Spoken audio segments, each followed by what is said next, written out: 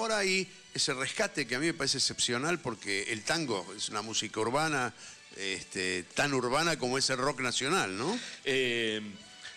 Hay una colección que a mí me gusta mucho, que se llama Historia Social de la Canción. Aquí hemos entrevistado hace un tiempo a Sergio Arbolella, analizando la oración del remanso. Y hace menos tiempo entrevistamos a Héctor Sánchez, hablando de Cada piba que pase, el libro que analiza la canción de Leonardo Fabio. Hoy vamos a analizar Por una cabeza, lo vamos a hacer con el autor, uno de los autores, Mariano Suárez, que además tiene otras historias más de las que podemos hablar, porque Mariano es abogado laboralista, ha sido un compañerazo con sus colegas periodistas de Telam, en sus épocas de laburante de Telam, los ha representado unos cuantos. También emprendió un par de locuras más, que no es mal momento para hablar de esas cosas. Una es una página web que se llama Negras y Blancas, que tiene un contenido muy, muy bueno para los que quieren pensar en cultura, en música, teatro, como para consultar, y un editorial que se llama Mil Campanas, que en 6, 7 años más o menos ya lleva publicados unos, no sé cuánto. 80 libros más o menos. 80 libros, ¿qué tal? No es poco, ¿no? Mariano, gracias por estar. Buenas tardes, un placer estar en este espacio. No sabía que ibas a mencionar todos los errores que cometí en mi vida. Y bueno, ser abogado, periodista. Es para hablar, hablamos de prontuarios, no de currículum acá. Pero los tiraste todos juntos. Y arranquemos por una cabeza, ¿no? Por la historia social de la canción. Porque es una canción que yo no sé a partir de qué momento tuvo tanto despliegue internacional, pero probablemente está a la altura de la Comparsita o del Choclo, ¿no? Así es. Bueno, para que se entienda, como bien decías vos, el libro pertenece a una colección de 50 libros, por lo menos, es el piso mínimo sobre el que estamos trabajando, donde cada libro tiene el título de una canción. A veces los libros cuentan muy directamente la historia de la canción y a veces se aparece entrelazada con otra historia. Pero la idea es contar la historia de la composición y de sus autores, pero también alguna forma de apropiación por un pueblo, por una persona, por una comunidad, cómo esa canción circuló de determinada forma y fue apropiada por alguien. Esa es la idea general de la colección, que se inauguró hace un poco más de un año con el libro Oración del Remanso de Jorge van der Molen. Claro. Una canción muy hermosa. Claro. El segundo título de la colección es El tango por una cabeza, que yo creo que es el tango, nadie lo sabe, pero sé que es el tango que tiene más versiones.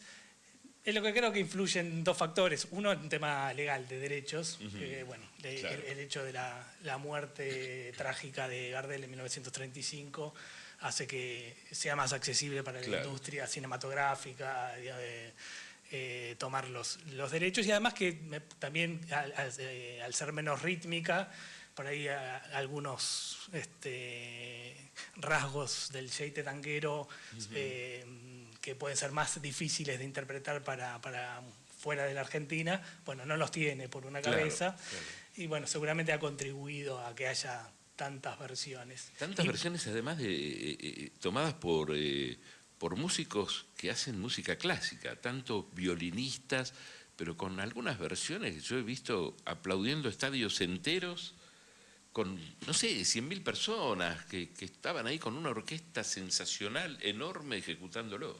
Sí, pasa mucho de músicos de música clásica que vienen al Colón y entre los bises hacen Por una cabeza, es algo que se repite bastante. Sí, tiene muchísimas versiones. Y el libro un poco cuenta la historia del tango, obviamente, de Gardel, de Lepera, que ya era conocida, obviamente, no es que aparece en el libro, pero aparece combinada con otra historia, que es una historia posterior al tango, que es la historia de una carrera de turf de la década del 50, o sea, mucho después del tango, que cuenta, entonces aparece la historia de esta carrera y de este caballo en particular, mezclada con la del tango, que es una historia de un caballo llamado Yatasto, que estuvo, por distintas razones, se lo llamaba el caballo del pueblo peronista, porque Claro. bueno, y se cuenta la historia de una derrota de Yatasto en el año 52, la primera y única derrota que tuvo este caballo, que para muchos fue el caballo, el mejor de todos los tiempos de la historia del Turf argentino, y que al calor de la época y de la grieta de ese tiempo, fue un triunfo muy festejado por la oposición política del peronismo, y cobró una trascendencia inusitada para una carrera de turf. Claro. Entonces, bueno, aparece mezclada un poco esa historia con la historia.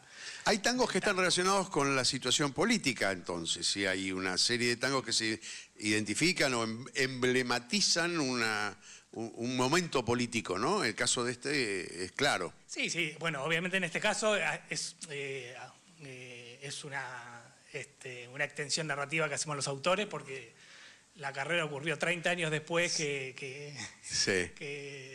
Que se creó el momento tema. en que se creó el tango. No le podemos echar la culpa. No, bueno, le pusieron música a la carrera en última instancia, y no al Exactamente, revés. exactamente. Pero bueno, un poco la idea de todos estos libros es que, digamos, que no se queden solamente en el relato de cómo fue compuesta la canción, que a veces está en la mayoría de los libros también, esa parte del relato, sino que estén al servicio de otra narración, sea de un ensayo. En algún caso incluso hay cuentos, por ejemplo, en uno de los libros está hecho sobre la canción de Fernando Cabrera, El tiempo está después, también Qué de Sergio maravilla Arbolella, que ese hizo el tema. libro Sí. de Van der Mole. Y este libro son cuentos inspirados en la canción. Entonces, bueno, hay distintos caminos Y vos, en estos porque libros. en general hay un denominador común que son temas muy populares, por lo general, ¿no? Pero vos te metiste con otro tema, te metiste con Juan Sebastián Bach, en el último libro, que esto es de aparición muy reciente, ¿no? Sí, el trazo grueso de la colección, lo que va a ver son canciones populares de la música argentina y latinoamericana. En el trazo grueso va a haber excepciones, como bien señalás, hicimos el penúltimo libro, es sobre una obrita de Bach, que obviamente es una obra instrumental, no tiene letra, por lo tanto todavía es más abierto. Claro. La historia que se cuenta alrededor de ella. En este caso se cuenta la historia de algunos argentinos en el exilio durante la dictadura militar, porque esta obra de Bach fue parte de un disco que se utilizó en la campaña de denuncia contra la dictadura En Europa. en Europa. Ah, mirá. Se editó Muy un disco. interesante, muy interesante. Exacto. Se editó Decime, ¿y del rock qué hay? y del rock todavía no hay, Ajá. pero va a haber... Yo me refiero al rock sí. con el que yo simpatizo, que es de los ¿Cuál años es? 70, digamos, ¿no? Almendra, todo eso, Sí. que debe haber canciones muy emblemáticas Por de esa supuesto, época, ¿no? de la colección, obviamente va a estar Spinetta, Charly García, Fito Páez, todos Lito son- Nevia, seguramente. obviamente van a estar, y seguramente algunas obras internacionales. No va a faltar una canción de los Beatles, una canción de los Rolling Stones. Se están trabajando una decena de libros en este momento, digamos, todos los que del año próximo ya se están... ¿Y los autores quiénes son? Los autores, cualquier persona que escriba bien. Son escritores, periodistas, hay muchos periodistas de música de las redacciones tradicionales, pero bueno, está abierto a escritores o a gente que no necesariamente tiene que tener un conocimiento técnico de la música para escribir un buen relato. ¿Y se te ocurren a vos los nombres de las canciones o de golpe hay una especie de sumario de los colegas que te dicen, che, me gusta este tema, ¿qué te parece? Y vos lo analizás. Hay de las dos cosas, a veces proponemos desde la editorial, yo trabajo en la editorial, a veces la mayoría de las veces diría que son propuestas de los autores. Intervenimos más en el ordenamiento que en la exclusión de alguna canción. Tratamos de, aunque haya alguna canción que no sea muy conocida, encontrarle la vuelta también para publicarla, para encontrarle el sentido al relato y que se transforme el libro mientras cumpla con los requisitos, digamos, Claro. que como comentamos antes, que sea una Claro. canción que haya sido apropiada por un pueblo, por una ciudad, por una comunidad, que tenga que se pueda contar algo de la circulación de la Claro, canción, claro. más allá de la canción misma. ¿Es placentero esto, además de ser un medio de laburo, medio de vida? Es casi lo único que es. No sé si es un medio de No de quise vida. ser grosero en la pregunta. Este, Hoy necesitamos la multiocupación, si no, no vivimos. no, creo que es indispensable que en todos estos proyectos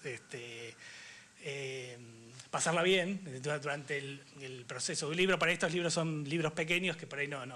Pero un libro estándar a veces requiere 3, 4, 5 años del trabajo de edición.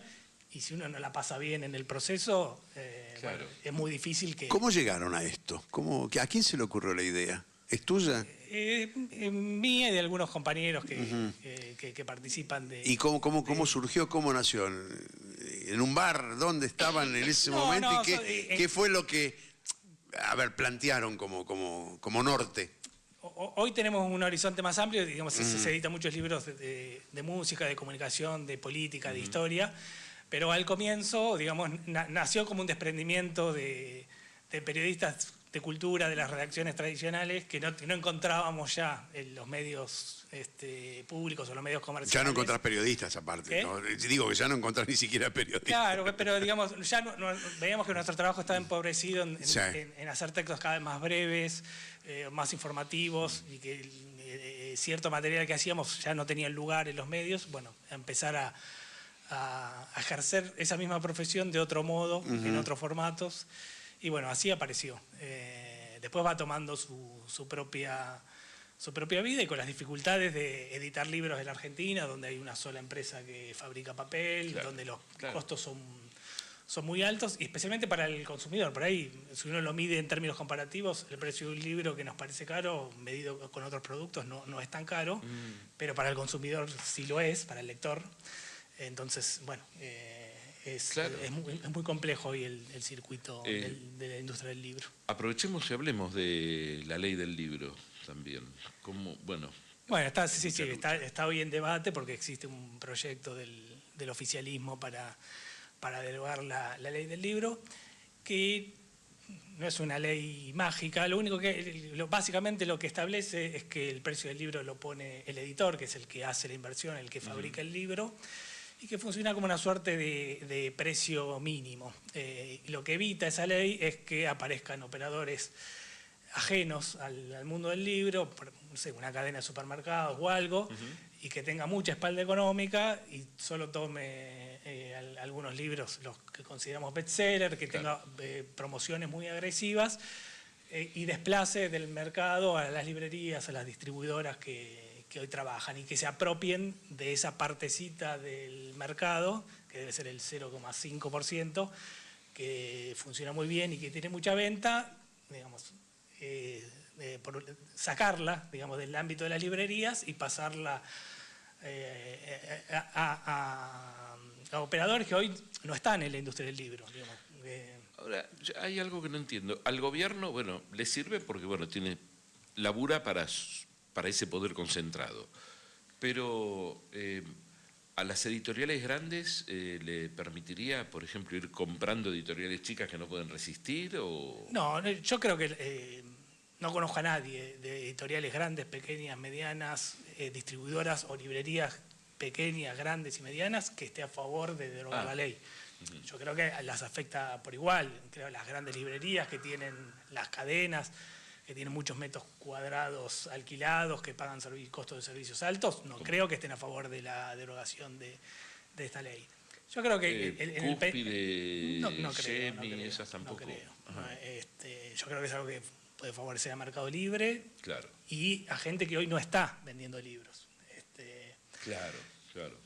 Creo que, digamos, está pensado, se supone, para bajar el costo del precio final de los libros, que creo que es algo que puede pasar solamente para los 20, 30 libros bestseller, en la ciudad de Buenos Aires, transitoriamente, después un año de funcionamiento de este sistema, cuando desaparezcan muchas librerías, probablemente ese descuento sobre esos precios desaparezca. Claro. Pero el precio general de los libros yo creo que va a tener el efecto La estrategia es contrario. siempre la misma, ¿no? Deteriorar para después ganar Sí. más. En el futuro, vos decís tienen cerca de 50 títulos para esta serie, ¿no? De la música. ¿Cómo es el periodo de selección? Vos dijiste que no excluyen a nadie, pero evidentemente hay cosas que o tratan de no excluir, pero ¿cuáles son los criterios artísticos o de calidad que ustedes buscan? A ver, yo traigo una historia, escribo mal, ustedes la pueden reescribir, eso es lo que me ofrecen, la historia es buena, pero no la sé expresar, digo, dentro de estos criterios, ¿no? Sí, en general igual se acercan propuestas de gente que tiene alguna experiencia. Sí. Es raro que aparezca alguien de la nada. Sí. Hay distintos casos. Aunque sean colegas muy experimentados, siempre se ofrece la posibilidad de que haya un editor que acompañe desde el momento cero. No todos lo aceptan trabajar sí, es cierto. así. Hay algunos que prefieren hacer un primer borrador del libro, tener observaciones, trabajar a partir de eso. Así que funciona de las dos maneras. Sí, entendemos y estamos rodeados de periodistas y escritores que están en situaciones con multitrabajos, muy precarizados en todos sus otros... Pluriempleo, ahí me acordé del término que se usa ahora. Atravesados por el pluriempleo, entonces somos relativamente flexibles con las fechas y con el calendario de publicación, y nosotros entendiendo que nosotros tenemos hoy, no sé, pero 5 o 6 libros mínimos de la colección se están trabajando. Entonces, eso es, al trabajar con tantos libros simultáneamente, nos da margen para... ir rotando la posibilidad para ser contemplativos con la salida. Con la salida de los libros, y que si un autor no cumplió con una fecha de entrega, no decirle, bueno, se disuelve el contrato, no se publica. Sino, digamos, reprogramarlo y, bueno... ¿Los está afectando los costos fijos de la publicación, lo que se llama, digamos, la parte industrial del libro? ¿Está limitando la posibilidad de...? Históricamente siempre hubo problemas con los costos del papel, incluso con el abastecimiento del papel. Hubo muchos momentos en que no había a ningún precio. No es que solo era caro. En este momento hay papel a precios muy altos. Ahí probablemente sería virtuosa que existiera una intervención estatal en la etapa de producción del libro, porque obviamente estamos hablando de algo... Estás pidiendo algo que no veo. Completamente ajeno a la realidad que hoy nos toca. Claro. Pero digamos, si queremos abordar el libro, es ahí. Además, los libros tienen una característica, la comercialización muy rara, ¿no? Donde por ahí te exige una inversión grande, te exige en muchos lugares dejar en consignación, esperar y una vez que se vende, esperar a ver cuándo pagan, ¿no? Ese es otro tema. Sí, ¿no? funciona así. Los libros que todos vemos en las librerías, no los compran las librerías, las tienen en consignación y las librerías los rinden una vez que se han vendido. Pero bueno, especialmente para nosotros que trabajamos o las editoriales que trabajamos en determinados nichos de mercado, con determinados catálogos, nos sirven las librerías especialmente porque hay muchas librerías especializadas. A mí no me es lo mismo mandarle un libro de música a Sibals que a Cúpide. No, claro. Cúpide es más grande, vende más libros, pero los libros que hacemos nosotros se venden más en Sibals. Claro. Tenés tu clientela está concentrada entonces, ahí. Entonces, no nos da lo mismo que un libro nuestro esté en el supermercado o en Sibals. Por más que además sabemos que el supermercado no va a tomar estos libros que hacemos nosotros, pero no importa si los tomara, también rendirían más estando en lugares donde tienen otra circulación, otro tratamiento, donde saben los que venden qué es lo que están vendiendo. Así que indirectamente todos los miembros de la cadena del libro seremos afectados si se deroga la ley. Claro. Está muy buena esta colección. ¿Qué más? ¿Qué otras cosas tiene Mil Campanas, la editorial? Bueno, estamos editando muchos libros de partituras, ¿no? de partituras. tango, folclore, pero ya libros para estudiantes de música o para músicos. Sí. Estamos editando mucho. También son libros muy difíciles de hacer, porque son libros muy caros, porque son en un formato inusual. Y poco rendidor. Inusual. ¿A4? Se hacen en A4 es lo tamaño- más chico. En general, el tamaño de partituras es un par de centímetros más que el A4. Pero bueno, son libros Claro, que obviamente las librerías generalistas no los venden. Claro. Entonces, bueno, también necesitamos que haya políticas que permitan que haya diversidad en el catálogo de libros. Pero la profesión la conservás porque publicaste otro libro que es el Estatuto del Periodista, ¿no? Bueno, sí, tenemos algunos libros de derecho. Este año... ¿Estatuto de periodista? ¿De qué se trata eso? ustedes ven- Es un incunable hoy. Es un libro que se editó a propósito del proyecto de la derogación del Estatuto del Periodista, Sí. que va a entrar en vigencia el 1 de enero de 2027, que fue parte de la reforma laboral, que ya está sancionado y votado, solamente que va a entrar en vigencia el 1 de enero. Es un libro para comunicadores, para periodistas, un libro un poco áspero. Pero bueno, lo editamos ahí en el entendimiento de aportar un granito de arena al debate que están dando los trabajadores de prensa, las trabajadoras de prensa, para evitar que se derogue también. Como había una ley que defendía el libro, Claro. Después también derogar una ley que defiende al trabajador. hay de algunos prensa. libros de revisión histórica, ¿no? Como La Noche de las Corbatas y La Ley y las Armas. Ambos libros son de una dupla que viene escribiendo desde hace rato, Felipe Celesia y Pablo Weisberg. Hay varios libros de tango. Un libro que es muy interesante, pero claro, obviamente tiene su público, pero como tengo un amigo al que mencioné hace un rato, Hernán Reinaudo, que toca con guitarra de 7 y de 8 cuerdas, que se las manda a hacer. Sí. Acá estoy viendo el libro de un guitarrista, Alejandro Bordas, que lo conozco también, que tiene justamente se llama Tango en 7 cuerdas, un mapa posible para la guitarra. Bueno, sí, es un libro que todavía no salió, va a salir esta semana. Está justo desde Ah, hoy mirá, en la página web, pero todavía no se difundió. Pero bueno, sí, efectivamente es un libro de partituras, de arreglos para dúo y para guitarra solista de tango, con la particularidad de ser una guitarra de 7 cuerdas, que no es la guitarra habitual que se utiliza en el género. Que se va a estar difundiendo esta semana y que el músico que lo hace, que es Alejandro Bordas, que es un músico y docente también de la Escuela de Música Popular de Avellaneda, también editó un disco hace algunas semanas que se llama Mudanza, que también tiene las mismas obras, o parte de las obras del libro, y es un libro que nada más. Un disco solista hizo. Exactamente. Sí, tal cual. Es su Sí, primer un disco. solista. Él lleva como 25 años girando, pero recién... Y acompañando a muy buenos intérpretes, no sé.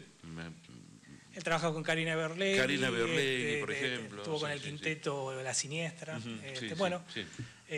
Nos permitimos también trabajar en libros que son para un pequeño nicho del mercado, pero que son libros necesarios, que nos gusta hacer, y que después de aprender mucho en estos años de a veces chocarnos contra la pared, encontramos a veces la fórmula de por lo menos editarlo. Tan necesario que los quieren, que los quieren sacar del mercado.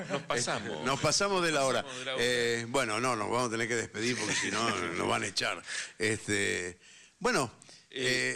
Hoy fue todo tuvo un hilo hoy, porque así como empezaste vos con tu editorial, lo que yo seguí, el reportaje al doctor Nissen, Ricardo Nissen, y esto tiene un hilo conductor, que es la destrucción del tejido social. Sí. Esto ha sido a lo largo de toda esta charla, digamos, el tema que atraviesa el programa de hoy.